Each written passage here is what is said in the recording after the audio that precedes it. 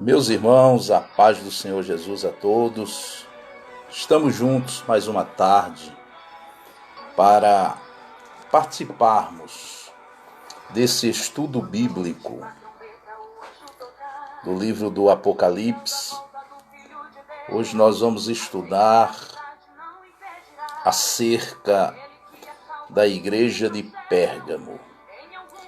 Os nossos irmãos que estão entrando, vamos compartilhando para que esta mensagem possa alcançar o maior número possível.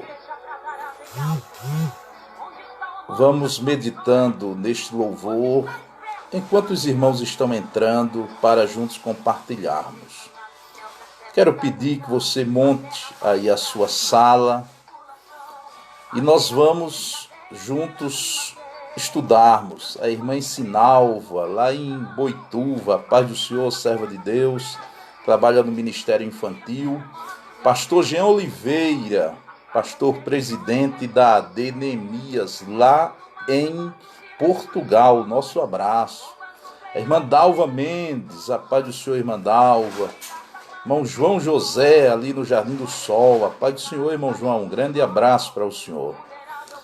Vamos compartilhando, irmãos, porque esta palavra que nós vamos estudar hoje, ela é de suma importância. Nós vamos estudar hoje acerca da igreja de Pérgamo. É a terceira carta na sequência. Já estudamos a carta à igreja de Éfeso, já estudamos a igreja de Esmirna e hoje vamos estudar a igreja de Pérgamo. Mãe Ivone, a paz do Senhor, serva de Deus. Vamos juntos compartilhando, irmãos, para que o maior número possível de pessoas possam serem abençoadas através da palavra de Deus. A palavra de Deus, ela deixa a nossa vida saudável. Vamos participando todos para que possamos juntos sermos edificados. Irmã Érica Silva, paz do Senhor, irmã Érica, Deus abençoe. Gente, vamos juntos participando. Vamos participando. Apocalipse capítulo 2, a partir do versículo 13, do versículo 12 até o 17. A carta à igreja de Pérgamo.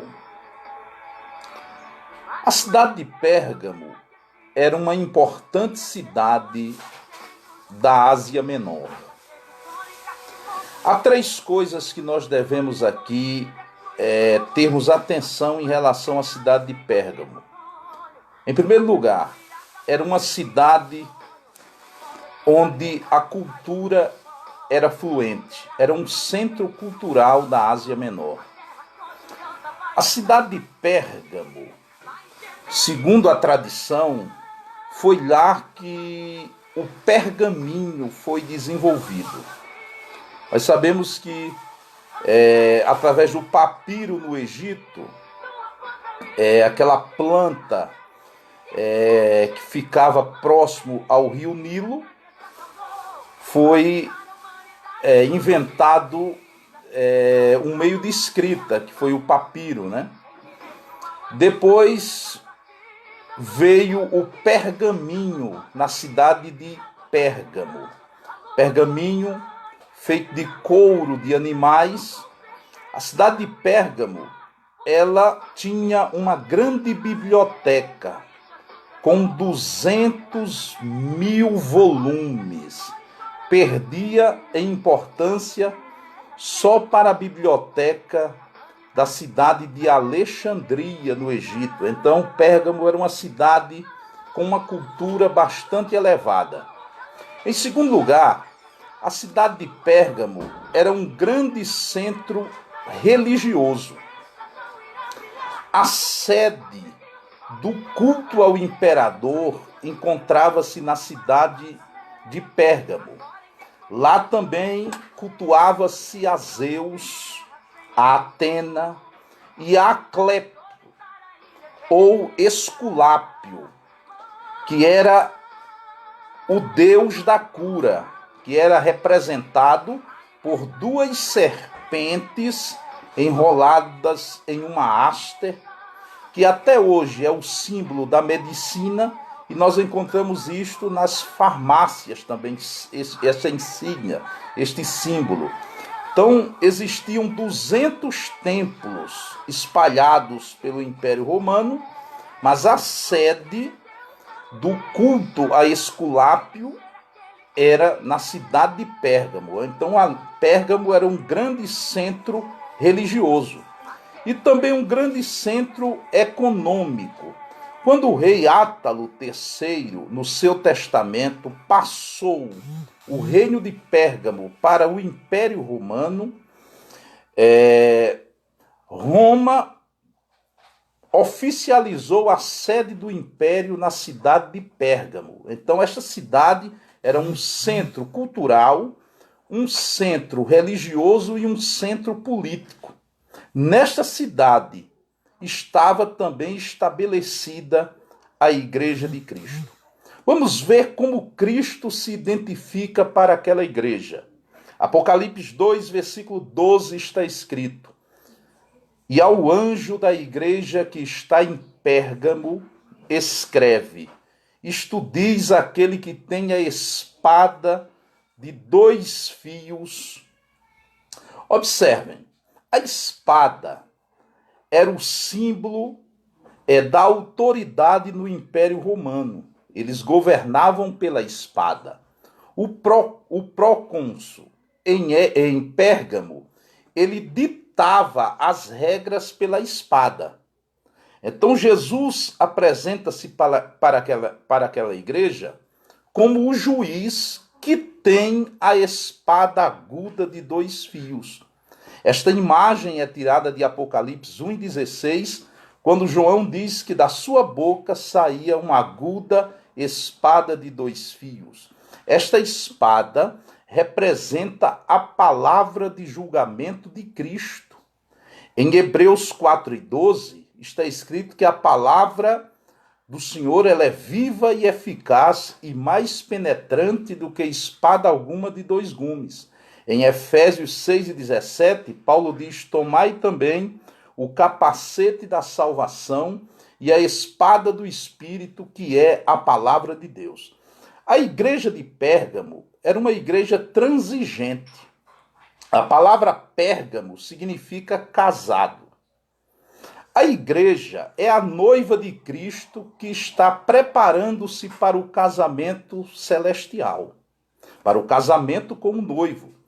Em Apocalipse capítulo 19, nós encontramos este casamento, as bodas do Cordeiro. Mas a noiva de Cristo não pode flertar com o mundo. Ela não pode estar enamorada do mundo. A igreja em Éfeso estava sendo eclipsada pelo mundo. O púlpito estava sendo eclipsado pelo trono do imperador. Então, para esta igreja, Jesus apresenta-se como juiz, que tem a espada aguda de 2 fios. Observem o versículo 13. Jesus diz: Eu sei as tuas obras, e onde habitas, que é onde está o trono de Satanás. Retens o meu nome, não negaste a minha fé. Ainda no dia de Antipas, a minha fiel testemunha, que foi morto entre vós, onde Satanás habita. Observem, o Senhor sabia que naquela cidade existia uma oposição ferrenha à sua igreja. Porque Jesus disse que na cidade de Pérgamo estava o trono de Satanás. Trono no Apocalipse nos fala de poder, nos fala de dominação. A palavra trono no Apocalipse aparece 44 vezes. 42 vezes refere-se ao trono de Deus. Uma vez ao trono de Satanás e outra vez ao trono da besta. Então isso significa dizer que em Pérgamo, Satanás tinha estabelecido o seu trono, o seu poderio, o seu domínio. E a igreja enfrentava uma luta constante, porque existia o império do mal combatendo contra a igreja na cidade de Pérgamo. Mas o Senhor diz: retens o meu nome. Existiam crentes que não negaram o nome do Senhor em Pérgamo. Reter é guardar. Crentes que guardaram o nome do Senhor e não negaram a fé. Jesus diz: quem me confessar diante dos homens, eu confessarei diante de meu Pai que está nos céus. E eu quero abrir neste momento, digamos assim, um leque para trazer uma palavra diretamente ao teu coração. Ele sabe onde tu habitas. Ele sabe as lutas que tu estás enfrentando, as dificuldades que tu estás enfrentando. Ele sabe a oposição que tu estás enfrentando. Mas ele diz: retens o meu nome. Tens guardado o meu nome, não negaste a minha fé. Que coisa importante é reter o nome do Senhor e guardar a fé. Paulo disse: combati o bom combate, acabei a carreira e guardei a fé. O apóstolo Judas disse: amados, edificando-vos a vós mesmos sobre a vossa santíssima fé, orando no Espírito Santo. A igreja de Pérgamo, uma parte da igreja que não transigiu com o mundo, que não cedeu ao trono de Satanás e às investidas do maligno, reteu o nome de Cristo e guardou a fé. E Jesus dá o exemplo de um crente de Pérgamo chamado Antipas. Ele diz: ainda nos dias de Antipas, a minha fiel testemunha, que foi morto entre vós, onde Satanás habita. Olha que coisa, Satanás tinha o trono em Pérgamo e habitava em Pérgamo. No livro de Jó, o Senhor fez uma pergunta a Satanás: de onde vens? Ele diz: de rodear a terra e passear por ela. O apóstolo Pedro disse que o diabo anda em derredor, bramando como um leão, buscando a quem possa tragar. Ele tinha atividade em todo o Império Romano, em todo o mundo habitado. Mas era em Pérgamo que ele estava residindo, e era lá que os fiéis encontravam uma ferrenha oposição. Mas existia um líder naquela igreja chamado Antipas. A palavra Antipas significa contra todos. Ele, por ser fiel a Cristo, tornou-se contra todos, contra o Império Romano, contra a apostasia, contra o mundanismo, contra o pecado. Contra todos significa o nome de Antipas, e Jesus disse que ele foi uma fiel testemunha. Esse título, fiel testemunha, é aplicado a Cristo em Apocalipse 1, versículo 5. Diz que ele é a fiel testemunha, o primogênito dentre os mortos e o príncipe dos reis da terra. Segundo a tradição, colocaram Antipas dentro de um touro de metal e o aqueceram lá dentro, a ponto daquele touro ficar vermelho. O servo de Deus, ele foi queimado, mas o texto diz que ele não negou a sua fé, era uma fiel testemunha. Foi um mártir. Ele deu a sua vida por amor ao Evangelho. Eu sempre tenho falado isso ao longo de 30 anos. Viver piamente em Cristo Jesus implica em perseguições. O crente que não transige com o mundo, o crente que não fleta com o mundo, ele está sempre na linha de frente do combate cristão. Por quê? Porque ele absorveu a mensagem do Sagrado Evangelho. E quando absorvemos esta mensagem quando partilhamos desta mensagem, nós rompemos com o mundo. Antipas mostrou que tinha uma aliança com Cristo e não com o mundo. Queridos irmãos, nós vivemos no mundo da pós-modernidade, do relativismo da fé. As pessoas relativaram o pecado. As pessoas criaram nomes bonitos para o pecado. Mas deixa eu lhe dizer, as fiéis testemunhas, elas brilharão como o resplendor do firmamento. Os fiéis em Cristo Jesus farão a diferença nesta terra. Como Antipas, que deu a sua própria vida por amor ao Evangelho. Hoje há pessoas negando a Cristo por nada. Não existe evangelho sem cruz, não existe evangelho sem renúncia. A igreja de Pérgamo, ela entendeu que na perseguição os fiéis se revelam, mas quem é um cristão nominal também se revela.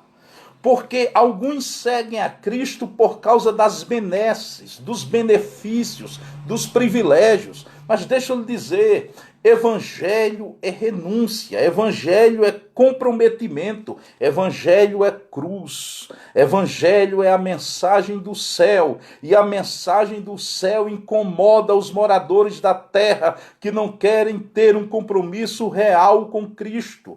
Escute-me, nós vivemos nos últimos dias da igreja no mundo dos homens. Pare de transigir com o mundo. Pare de ser um crente eclipsado, metade luz e metade trevas. Faça a sua decisão verdadeira por Cristo. Se alguém está em Cristo, nova criatura é. As coisas velhas já passaram e eis que tudo se fez novo. Agora observe o versículo 14. O que o Senhor tinha contra a igreja de Pérgamo. Aquela igreja que estava em uma cidade onde era o trono de Satanás, onde Satanás habitava. Preste atenção.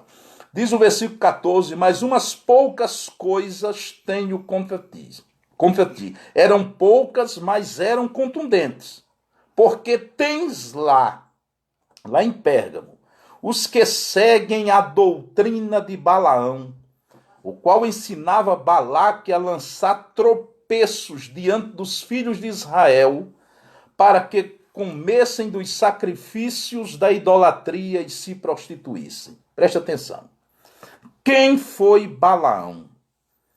Para conhecermos a história de Balaão, nós temos que recorrermos ao livro de Números, capítulos 22, 23 e 24. Balaão era um profeta gentil da antiga Mesopotâmia. Quando Israel estava nas terras de Moabe, o rei Balaque contratou Balaão para que amaldiçoasse o povo de Israel. Durante 3 vezes ele tentou amaldiçoar, porém Deus converteu a maldição em bênção. Porém, no capítulo 25 do livro de Números, nós encontramos Balaão dando um conselho a Balaque, para que ele promovesse um culto aos seus deuses, convidasse os homens de Israel, trouxesse as mulheres moabitas, para que houvesse um culto idólatra e promiscuição sexual. Escute, através do conselho de Balaão, o pecado entrou no arraial de Israel, e naquele dia morreram 24.000 homens. Preste atenção. No Novo Testamento, nós encontramos 3 coisas acerca de Balaão: o caminho de Balaão, o prêmio de Balaão e a doutrina de Balaão. Judas falou do caminho de Balaão, Pedro do prêmio de Balaão e aqui João da doutrina de Balaão. Preste atenção. Balaão representa pessoas que comercializam os dons de Deus. Balaão queria a prata, Balaão queria o ouro, Balaão queria as benesses do rei de Moabe. Ele queria amaldiçoar o povo, só que Deus convertia a maldição em bênçãos. E é interessante a história de Balaão quando a jumenta fala com voz humana. Porém, o anjo do Senhor estava com uma espada desembainhada nas mãos para matá-lo. Olha que interessante que no texto de Apocalipse que nós lemos aqui, o versículo 12, diz que Jesus tinha a espada aguda de 2 fios. Em Números 31 e em Josué 13, diz que Balaão morreu pela espada dos israelitas. Olha, ele não fugiu da espada da justiça. Existia em Pérgamo pessoas que estavam seguindo a doutrina de Balaão, que queria viver na igreja e viver no mundo, que queria ter uma vida dupla, que queria as bênçãos da igreja e os prazeres do mundo. Então, esses aí queriam participar dos benefícios que Cristo oferece, mas não abriam mão da vida promíscua do mundo. Então, contra estes, Jesus disse: eu batalharei com a espada da minha boca. Também existiam os nicolaítas. Os nicolaítas, a semelhança dos que seguiam a doutrina de Balaão, eles diziam que o corpo não importava, você poderia pecar, porque o importante para Deus era o homem interior, era a alma e o espírito. Deixa eu lhe dizer, o teu corpo ele é templo do Espírito Santo de Deus. Paulo disse: fostes comprados por bom preço, glorificai, pois, a Deus no vosso corpo e no vosso espírito, os quais pertencem a Deus. Olha a mensagem de advertência do Senhor para aquela igreja no versículo 16. Arrepende-te, pois quando não, em breve virei a ti, e contra eles batalharei com a espada da minha boca. O próprio Jesus fala para a igreja: arrepende-te. Arrepender-se de quê? De ter seguido a doutrina de Balaão, de ter seguido a doutrina dos nicolaítas, de ser uma igreja transigente, uma igreja mundana, uma igreja que não estava resistindo ao trono de Satanás. Aí Jesus disse: arrepende-te. Ou seja, muda o teu conceito em relação ao pecado. Muda a tua mente, muda os teus pensamentos. Toma a atitude correta, arrepende-te. Ou seja, muda o sentido da tua vida. Muda de atitudes. Muda de comportamento. Arrepende-te, pois quando não, em breve a ti virei. Este em breve a ti virei representa o juízo que Deus estabeleceria naquela igreja através da espada da sua boca, através da sua palavra. A palavra de Deus, ela julga. Ela traz separação da igreja e do mundo. A palavra de Deus, ela produz anticorpos espirituais no crente para combater o pecado. A palavra de Deus, ela nos dá o poder para vencermos a carne, o pecado e o mundo. Jesus disse: nem só de pão viverá o homem, mas de toda a palavra que sai da boca de Deus. Para aquela igreja, Jesus era o juiz que tem a palavra, a espada de 2 gumes. Deixa eu lhe dizer, meu irmão, há muitas denominadas igrejas, denominações que não querem mais a palavra bíblica, a palavra cristocêntrica, a palavra revelada, as escrituras sagradas.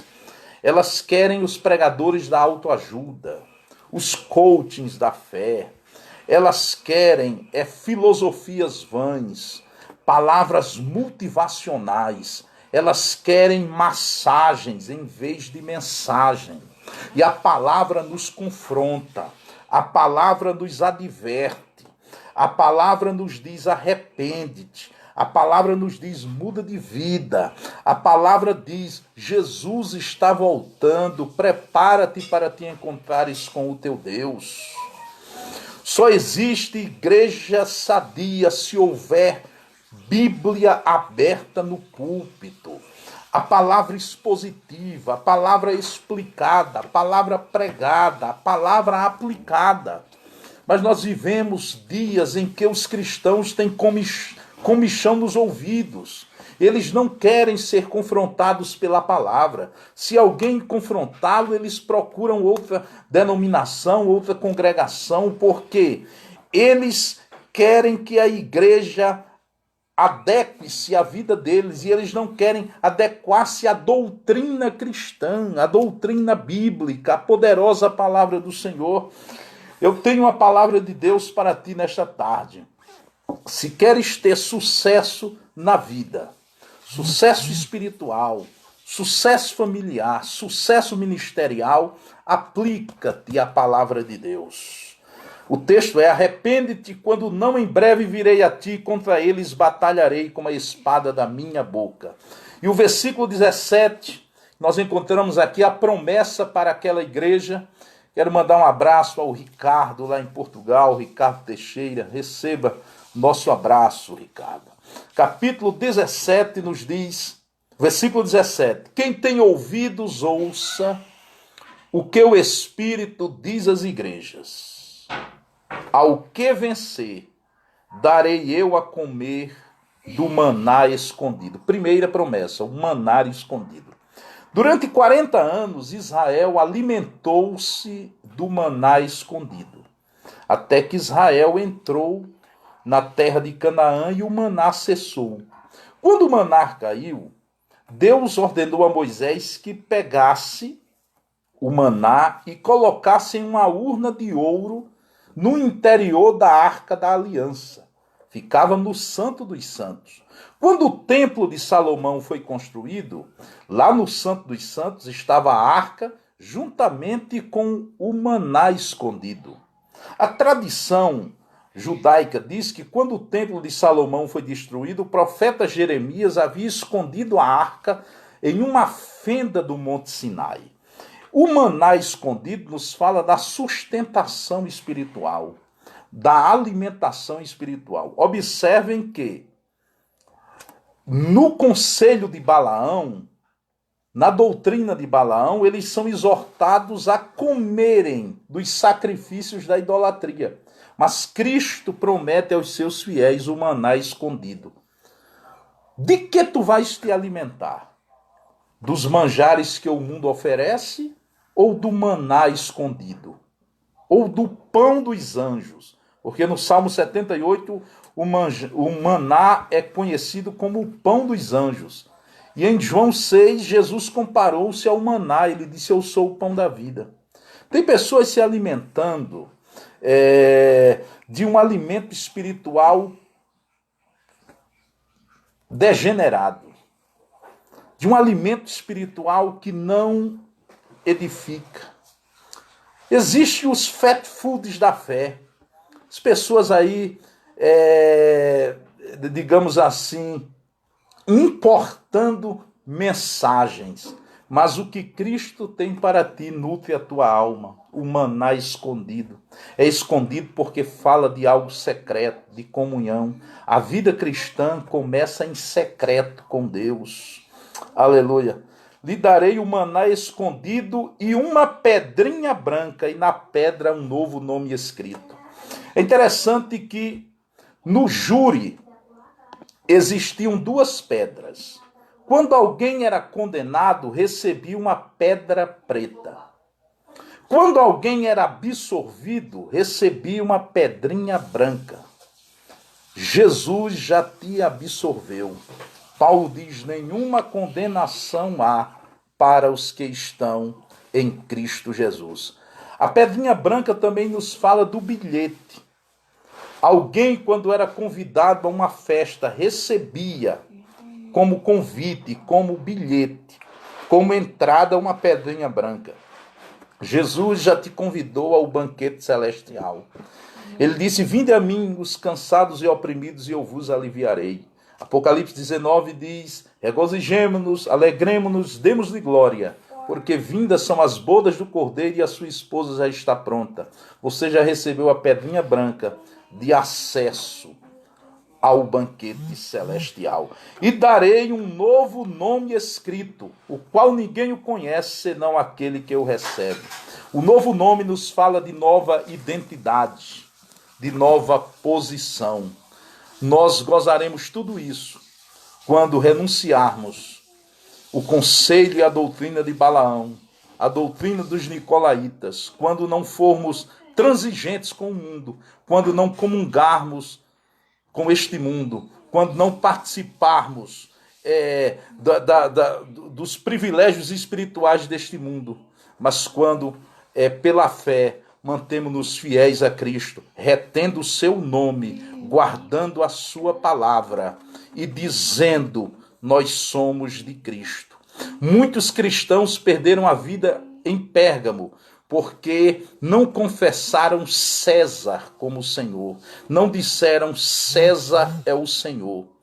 Quando o imperador, o procônsul, quando as autoridades diziam para que eles negassem a Cristo, eles diziam: Cristo é o meu Senhor.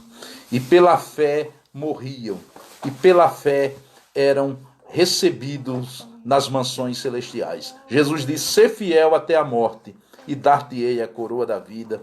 Um grande abraço a todos no nome de Jesus. Para os irmãos do Santa Bárbara, às 19 horas, nós teremos plantão de oração. Deus abençoe a todos no nome de Jesus. Eu quero lhe pedir um favor: compartilhe esta palavra com mais alguém, compartilhe esta live, seja um canal de Deus para outras pessoas. Deus abençoe em Cristo Jesus.